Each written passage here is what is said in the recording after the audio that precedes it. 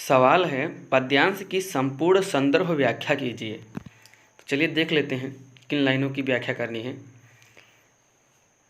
मंत परम लघुजासु बस विधि हर हर सुर, सर्व महामत गजराज कहूँ बस कई अंकुश खर्व। तो इन लाइनों की हमें व्याख्या करनी है।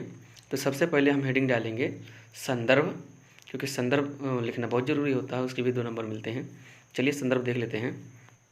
हेडिंग डालते हैं संदर्भ और आगे लिखना शुरू करते हैं।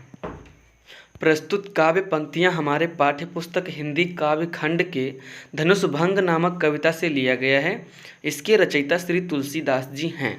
संदर्भ में बस इतना ही लिखना है और कुछ भी नहीं लिखना है। चलिए आगे देखते हैं। हमारी अगली हेडिंग होगी प्रसंग। चलिए देख लेते हैं।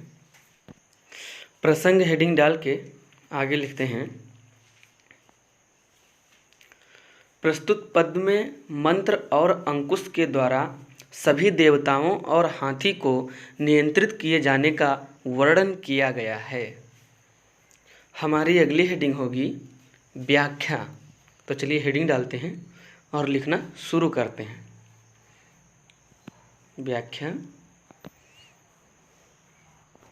गोस्वामी तुलसीदास जी कहते हैं कि धनुष भंग के समय जब सीता जी की माता श्री राम को छोटा समझकर धनुष तोड़ने में असमर्थ मानकर अपनी सखी से शंका प्रकट करती हैं,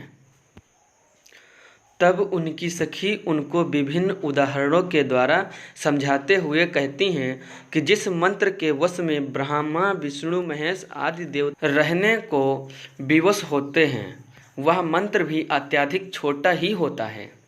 अत्यधिक विशाल और मनमत्त गजराज को भी महावत छोटे से मंत्र के द्वारा अपने वश में कर लेता है। ये हमारी जीवन परिचय पूरी हुई और इसके आगे देख लेते हैं। हेडिंग है हमारी काव्यगत सौंदर्य।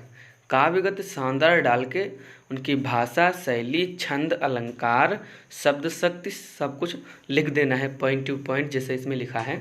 बाकी और कुछ भी नहीं लिखना है। ये जीवन परिचय पूरी हुई। ज़्यादा कॉपी भरने से कोई फ़ायदा नहीं होता है।